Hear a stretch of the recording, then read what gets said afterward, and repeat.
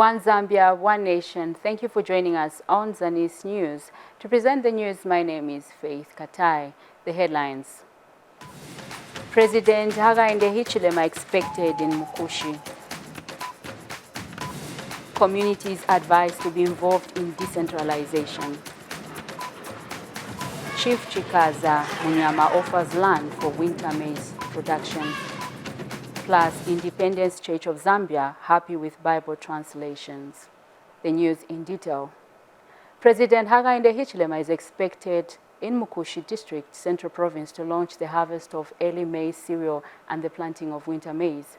Provincial Permanent Secretary Muna Mwanakampwe says President Hichilema is expected on a one-day working visit to appreciate the production of maize in the area following the persistent dry spell that has characterized the current agricultural season. Here is a report. President Hakainde Hichilema is tomorrow expected in Mkushi District, Central Province, where he is scheduled to appreciate the production of maize and share plans for the production of winter maize following the drought experienced in most parts of the country. According to Provincial Permanent Secretary Muna Mwanakampwe, President Hichilema is expected to land at Mr. Joe's farm at 10 hours, then later proceed to Sadot farm in the Mkushi farm block. So I wish to inform the nation that His Excellency the President of the Republic of Zambia, President Hakainde Hichilema, will be in Central Province tomorrow, the 19th of March, 2024. And to be precise, he will be in Mkushi District. Mr. President is expected to touch down at 10 o'clock at Mr. Joe Daka's farm. Thereafter, he will proceed to Sadot farm within the Mkushi farming block, basically for the launch of the harvest of the early maize crop, or maize cereal, if you like. The head of state is also scheduled to interact with the people of Mkushi at Country Club before he returns to Lusaka. Thereafter, he will interact with the people of Mkushi and other interest groups to just also appreciate what the Mkushi farmers have done, and also plan for the replanting of the winter maize. Zambia has experienced a persistent dry spell this agriculture season, which has led to crop failure, affecting more than 50% of crop fields. Hlupekile Nkunika for Zanis in Kabwe. President Hakainde Hichilema has underscored the significance of peace missions in maintaining regional and global stability. Mr. Hichilema notes that peace and unity are essential pillars for sustainable economic development.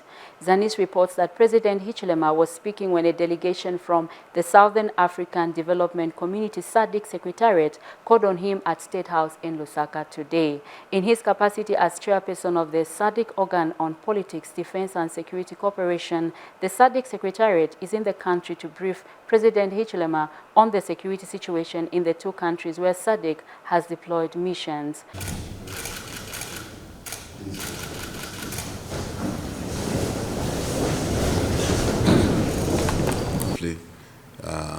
This is an important, these are important missions that we are undertaking to secure our region, individual countries, but our region as a whole, because we know that peace, security, stability are prerequisites to the developmental agenda, social and economic development, and also to our just normalcy, normal life in our countries, and obviously the issues around democracy.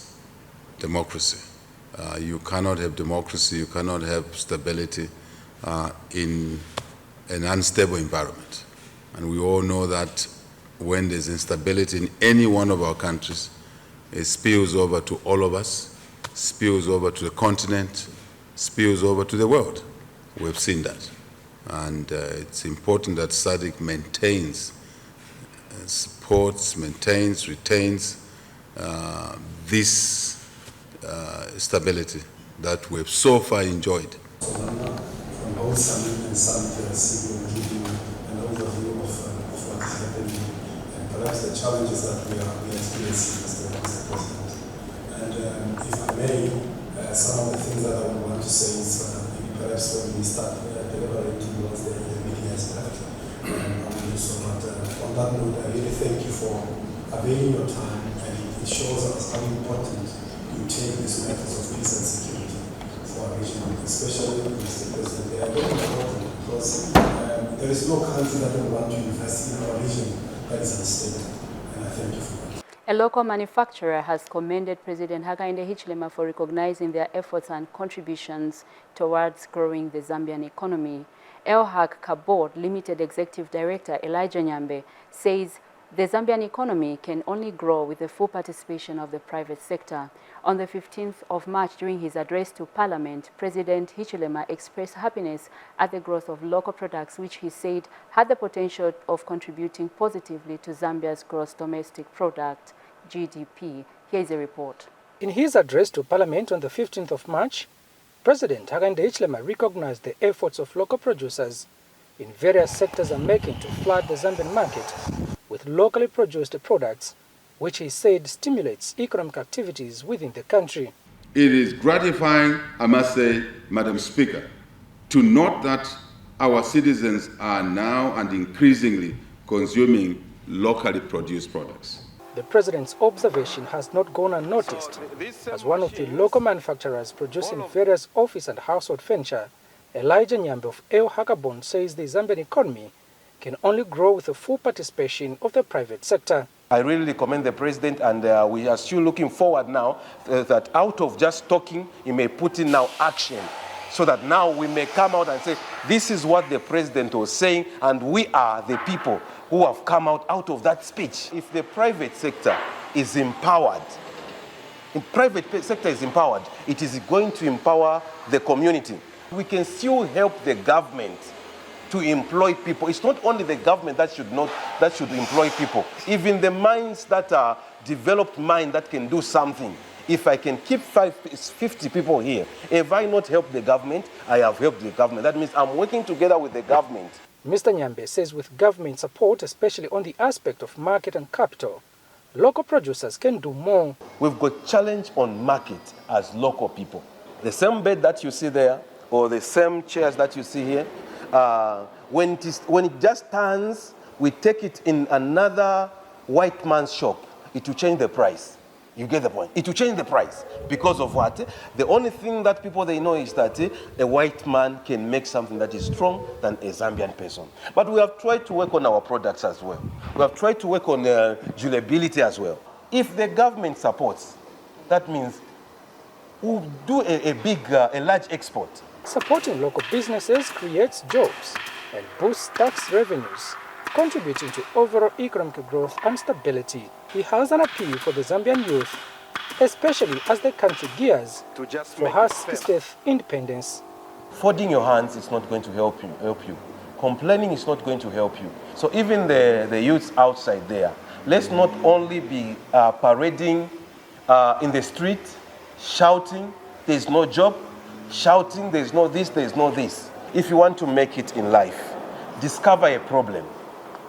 When you discover a problem, find a solution to that problem. Kalan Muchima, reporting for Zanis in Osaka. Minister of Finance and National Planning, Tumbeko Msokotwane, says a financially literate citizen is key for national development.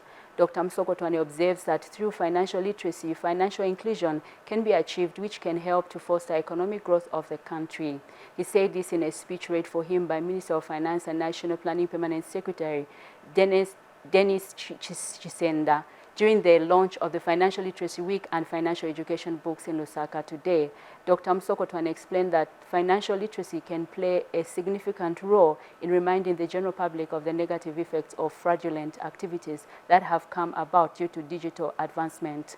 And Bank of Zambia Board's Governor Denny Kalialia used the platform to advise citizens to be wary of the increased financial scammers on the market. Minister of Education Permanent Secretary for Technical Services Joel Kamoko said the launched financial literacy books will enhance teaching of teachers on financial literacy at a tender age in schools. The Literacy Week is being celebrated under the theme, Protect Your Money, Secure Your Future.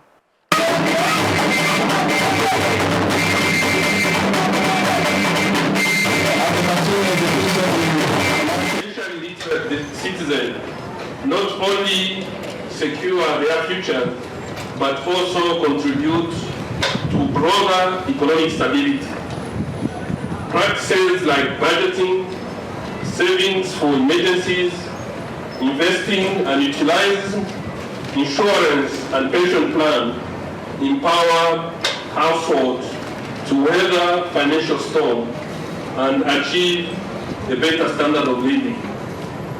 This year's theme, Protect Your Money, Secure Your Future, emphasizes the importance of educating citizens, especially in this digital age where most transactions occur online.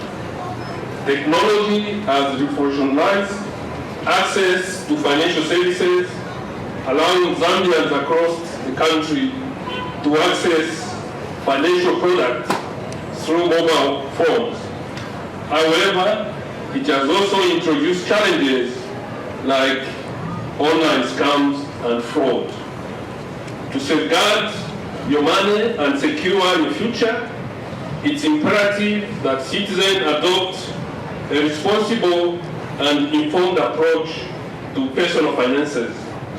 This includes being aware of potential risks associated with digital platforms such as financial scams, phishing, money laundering, and online shopping fraud. The Bank of Zambia observed the rising number of individuals who have fallen victim to this.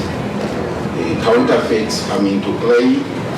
Let me take this opportunity also to say that we have seen yesterday or the day before yesterday, there is a note which is circulating showing the face of the president, the current president.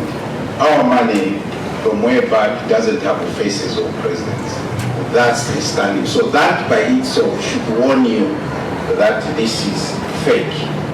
These books will provide an opportunity for teachers and learners to have access to updated and valuable information for use in their interactions in the areas of financial education.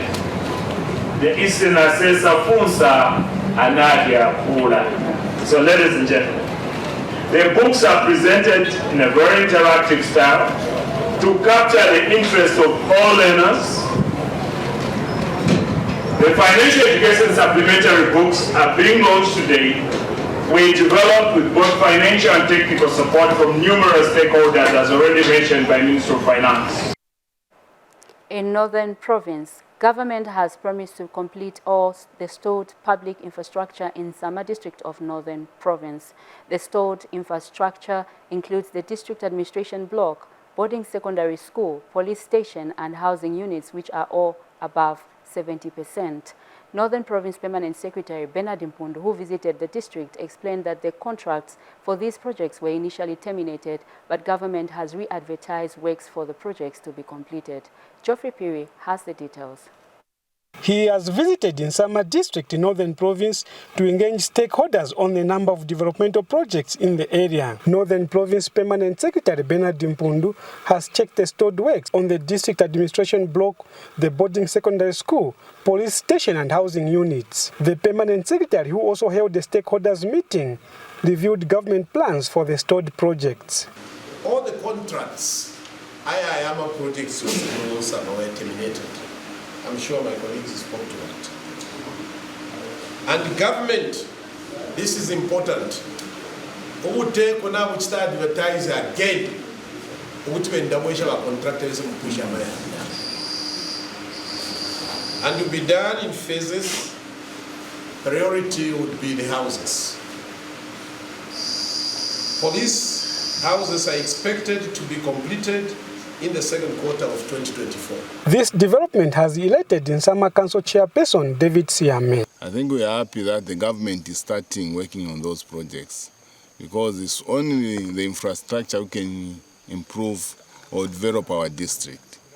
So I'm very happy about that, and I'm recommending the government the way it's helping in summer and the amount of money it's putting in our district. And in summer, District Commissioner Stewart Katele is aware of the benefits that the completion of the projects will have on the outlook of the district. Tulifia bansansa sana kunonga district ukumuno kutila government yesu ide leta ifintu ifingisana mu district. So tulia bansansa n'okupokerera sana okutila ubuyantashi bufuire bwatwalirira kwena natukwata ama project ayengisana ayalebombeka ayakwati munshitafe ino nonsama tayabe imoyine tayabe chimochine yala chinja. Geoffrey Piri reporting for Zanis in Insama district.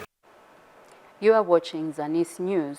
Ministry of Local Government and Rural Development Permanent Secretary in charge of Technical Services, Nicholas Piri, has emphasized the need for communities to actively take part in governance issues in order to drive the decentralization agenda. Mr. Piri says the government has prioritized the full participation of all stakeholders, including women, youths, and people with disability in the decentralization program. Mr. Piri said this when he gave a keynote address during the Zambia Devolution Support Program consultative meeting in Lusaka today. Mr. Piri has also commended the World Bank for supporting the Zambia Devolution Support Program with an investment of $210 million United States dollars. So we are convinced beyond any reasonable doubt that the only true way to develop in this country is to allow communities to actively participate in the governance of the country, especially identifying their own priorities in terms of what they need to be done and what needs to be allocated to what ought to be done. And that is the reason why, ladies and gentlemen, if you recall, on the 30th of May, 2023, His Excellency the President launched the National Decentralization Policy at the Charimbana Local Government Institute, at which event he also launched the Zambia Devolution Support Program, which program we are implementing through the support of the World Bank. I'm happy today to mention, while representing my institution, the World Bank, that we are so much pleased to put hands together with the Ministry of Local Government to support the devolution program. And we are so much happy with the push, the political push that the high level in the country really supporting the devolution and empowering the people. Because it's not just about sharing responsibilities between the central level and the local level. At the end of the day, it's about people. So when people really decisions are coming as much as close to them, they will be able to participate, they will be able to hold everybody accountable. Kasama District Commissioner Annie Paul has cautioned beneficiaries of social cash transfer program against misusing the money. Ms. Paul, who was monitoring the disbursement of funds from January and February in Kateshi village, says it is worrying that some beneficiaries are misusing the bi-monthly transfers that government gives them. More in the following report. Government is implementing a number of social protection programs aimed at reducing vulnerability among poor families. The Social Cash Transfer Program is one such a program that is moving people away from poverty. However, some beneficiaries of this program are frustrating government's effort to fight poverty by misusing the resources. This has angered Kasama District Commissioner Annie Paul, who has a warning to beneficiaries. Teshakushitira mwesunko iyo teshakushitira mobwarwa vashitatanga mwafola osati bamayo badakunganda mwaikala mwe myaka n'emyaka vale koko bataipi lero yo mwaite type yandi tulya mwale turadi type ilinomba mwakwati olupia rwa social yale koko bataipi nishituishi bati tunaiwese shafe kunuma ubuya ntanjita twakabumone eno tukalachula peuteko na mubuka twafwe tatwakachinje tatwakachindame pantu fwewe neta tuishirifa tulekabila. Other beneficiaries have also called on government officers to intensify monitoring to see how the social cash transfer resources are being utilized. From Turambra Mutma business chefin Leshtapo Fuala Leshtapo Sopo, Wadiba Fosha Quatava Fiashi, for Shafe Abana Vanshua, so she named Piashre to afford. So Troto Teramo Teko, Poku Letako social cash transfer.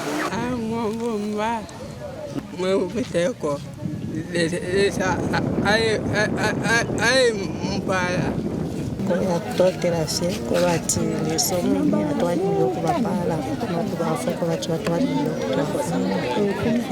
kubashkwete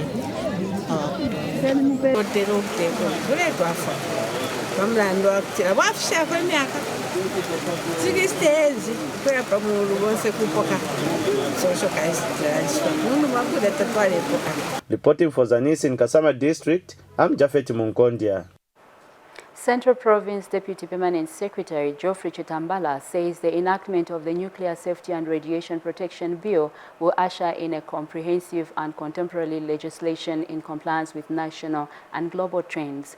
Mr. Chitambala says the bill aims to address a comprehensive array of critical objectives concerning nuclear safety and radiation protection through a robust regulatory framework consistent with national and international standards. He was speaking when he officially opened the Provincial Consultative Meeting to review the Technical Education, Vocational and Entrepreneurship Training Bill and the Nuclear Safety and Radiation Protection Bill in Kawe. Despite the commendable progress made, it is evidence that certain provisions of the Act have not fully adapted to the changing landscape of skill development, both domestically and globally. Then the other one, we intend to ensure that the content of the bill is enriched by your input so that the bill will stand the test of time. The government has received a submission to upgrade qualifications offered by technical education, vocational and entrepreneurship training TVETA institutions to degree level. The Ministry of Science and Technology Assistant Director for Planning and Information, Kondwani Mucheleka, says the proposal is meant to address the existing gaps in both lecturing and skills attainment. And speaking at the official opening of the Provincial Consultative Meeting in Chipata, Eastern Province Permanent Secretary Paul Tole said reviewing the TVETA Act will address the changing landscape of skills development and acknowledgement. More in the following report. With the current increasing demand and opportunities in skills training presented by the Constituency Development Funds, among other programs, it is imperative that the country puts in place befitting legal frameworks to support such programs. For this reason, the Ministry of Technology and Science has gathered stakeholders in Eastern Province to consult on the amendment of the Technical Education, Vocational and Entrepreneurship Bill. TVET only offers programs up to a diploma level.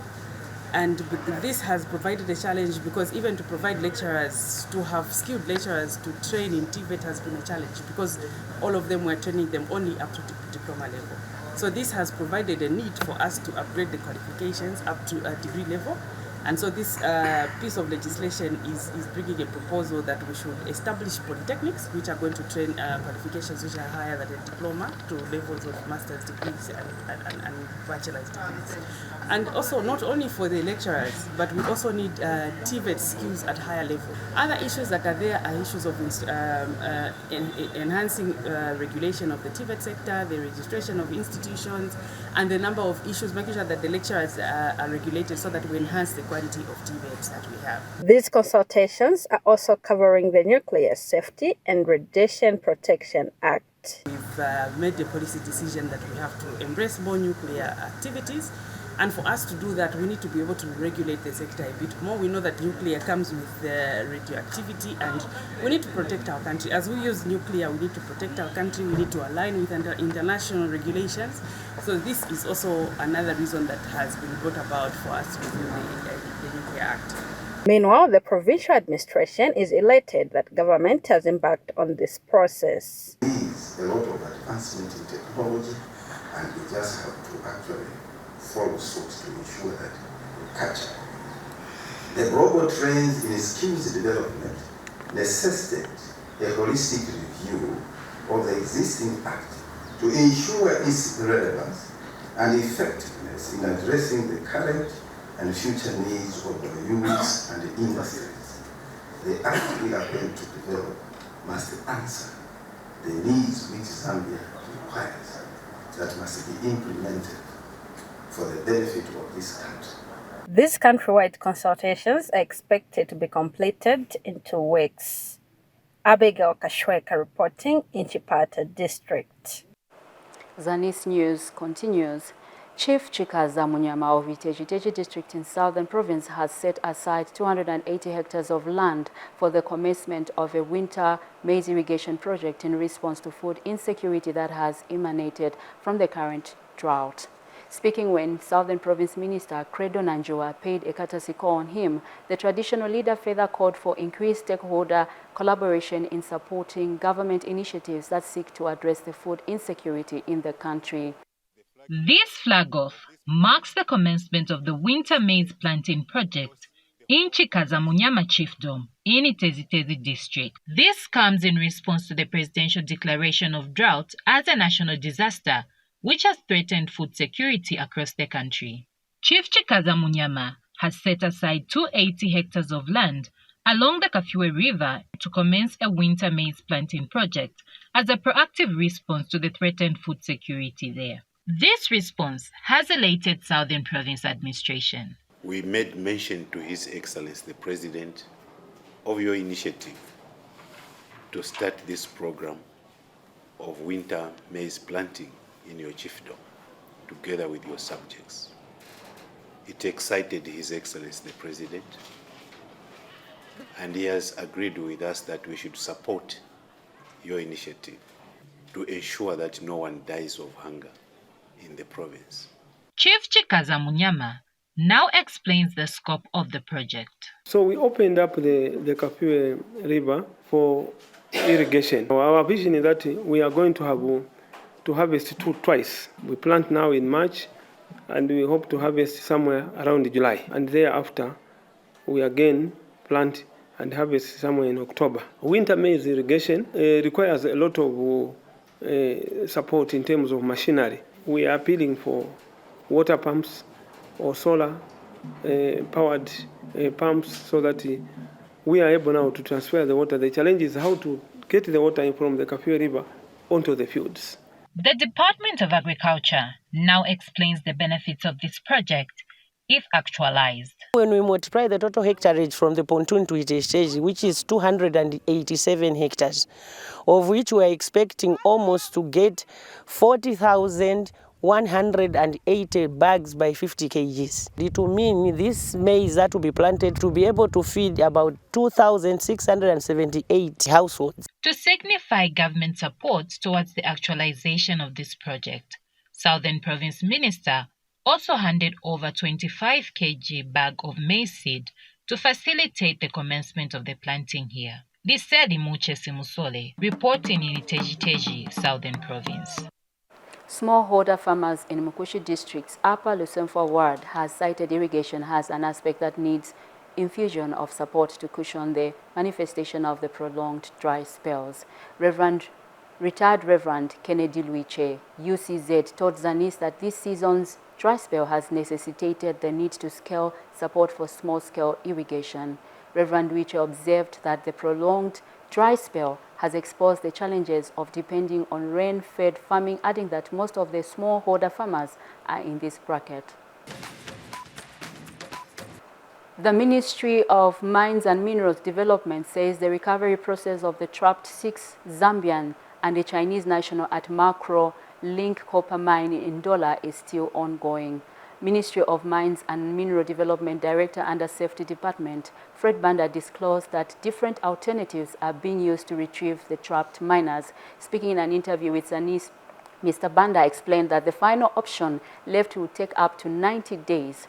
He revealed that the shaft column is being filled with pore clips so that water is pumped out of in an effort to retrieve the victims. The accident happened at the shaft bottom where there was an increase in water and mud, therefore trapping the miners that were working underground. An organization called Fight Inequality Alliance, Zambia, has urged the government to booster security measures to curb tax evasion among mining companies in Mumba district of Central Province. FIAZ National Coordinator Mputa Ngalande says government should be able to raise enough resources from mining activities in the district which can be directed to mitigating hunger amidst the drought that has affected several farmers. Mr. Ngalande said this during a meeting held in Mwabula village of Senior Chief Shakumbila, organized by Mumbwa District Women Association in collaboration with FIAZ. More in the following report. Mwambula village farmers are taking turns giving probable working solutions towards the looming hunger due to the drought. Fight Inequality Alliance Zambia National Coordinator Mputa Ngalande, after listening to the farmers, says there is a likelihood of inequality growth. The levels of inequality will grow, and there are other avenues, for example, that we have seen in mines where the mines are dodging tax, there is tax evasion. How then do we force those that are authorities to make sure that we do not have such occurrences and make sure that those resources that are collected are funded to make sure that there is really food. Emotions were high among the drought-affected farmers as they took turns to explain their fate. So what we are asking for is the government to remember us on water. The land is there for us to plant food that can be enough for our community. Mumbwa District Women Association Coordinator Creas Yanjelele now gives a summary of what has been discussed at the hunger brainstorming meeting. The water, the hunger situation that is prevailing in the area, and the other coping mechanism that they have undertaken, like where they have the wild fruits. Also, they are relying on the goats, and the goats are also dying. That's what they've said. They have chickens. Also, chickens are depleted. And you find that they're in a dire situation where they are requesting that the government, as well as its cooperating partners, can channel more resources in helping the needy in this area. Zanis, Mumbwa. Government has constructed an additional 1x3 classroom block at Dimbwe Primary and Secondary School in Kalomo District to improve the learning environment for the learners using CDF. The school, which has a population of over 1,000 learners, was grappling with inadequate classroom space due to increasing enrollment of learners following the free education policy. And Minister of Information and Media Director spokesperson Henry Kapata visited the school to check on CDF projects in the district. More in this report. Since the upgrading of Dimbwe Primary to a secondary school, the school has been facing inadequate space for learners in senior classes. But with the construction of an additional 1x3 classroom block using the Constituency Development Fund, CDF, the challenges of classroom space at Dimbwe School is now a thing of the past. We have a population of but exactly 1,430 pupils. So you can imagine before that, even the secondary section, senior secondary section, were still depending on the primary section.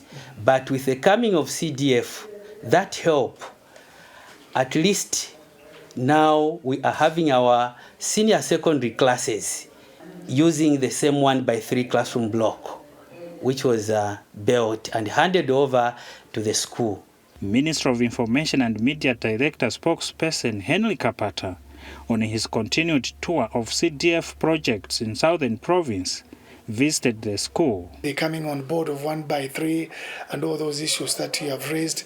Because over 1,000 population, of course, you expect all these that were subjected to early teenage pregnancies to come back. And they're basically coming back. So there are more classrooms, and then, of course, we'll require more teachers to meet the standards of the teacher-pupils ratio. The school will also have a science laboratory. The approximated cost is 1.2 million, but then it was phased. I think under 2023 CDF it was allocated 450,000, and then the remaining funds have been allocated under 2024 CDF. Now with the coming of this laboratory, I think we are even going to now improve. For now, we are one of the schools that are doing very well in Kalomo district. But for science, we are somehow still shaking. We expect actually to compete with other schools in urban areas. So priority for the 2024, there must be a provision to start now procuring the apparatus and what is needed for the laboratory to be tip-top. Costa Kimdenda, Zanis, in Kalomo district, Southern Province. Independence Church of Zambia General Secretary Esther Njani is excited with the progress that the Bible and Literature Translation Association BUTA has made in translating the Bible into local languages. Prophetess Njani says the gesture is important as it enables people to have access to the Bible that is translated into their local languages, thereby making them understand it in their own context. She was speaking during the annual general meeting of the BUTA in Lusaka today. Finally, in the news, the Scaling Up Nutrition Program, which started in 2019 in Luapula Province, has ended. Provincial Permanent Secretary Mighty Mumba says government will continue working hard to ensure that stunting levels in under 5 children continue to reduce. Abigail Musonda has more. The first 1,000 Most Critical Days program under Scaling Up Nutrition has ended. The project, which started in 2019 with the focus on pregnant women, lactating mothers, and children below the age of 5, has improved and changed many people's lives through improved nutrition. Luapula Province Permanent Secretary Mighty Mumba is aware of the impact the program has made in the province and has assured that government is resolute to ensuring that stunting levels in the province continue to reduce. So, we are hopeful that with the remaining cooperating partners that are within the province, with the existing programs that we have, we are going, as a province, we are going to reduce that negative figure, that reflects negatively on us as a province in terms of malnutrition levels, high malnutrition levels, and the stunting levels. We need to change the scenario. That narrative was to change. And we are determined as a province through as government and also working hand in hand with various cooperating partners. We have the technical know-how, we have the personnel, the technocrats are here to ensure that these levels go down. And Luapula Province Principal Nutritionist Fred Chalula explains the successes of the project and other interventions that have been put in place in reducing stunting among under 5 children in the province. We've also seen a lot of improvements in numbers of mothers who are attending those lessons that are being delivered in the community. Lessons on best feeding practices, lessons on improved agricultural practices. And if you move into some of our communities, you actually get to appreciate, because you'll be greeted, for example, with keyhole gardens that have been put up, trench gardens where our people are actually growing a variety of vegetables, and these are actually part of diversified diet that we expect to see among the households. The Scaling Up Nutrition Program has been implemented in 3 districts in Luapula Province, namely Mansa, Samfya, and Nchelenge. Abigail Msonda, reporting for Zanis News in Mansa District, Luapula Province. And that item concludes our news. But before we go, we take a look at the stories that made headlines. President Hakainde Hichilema expected in Mkushi. Communities advised to be involved in decentralization. Chief Chikaza Munyama offers land for winter maize production. Plus, Independence Church of Zambia happy with Bible translations. That is all we had for you on Zanis News. On behalf of the entire Zanis production team, this has been Faith Katai. Thank you for watching.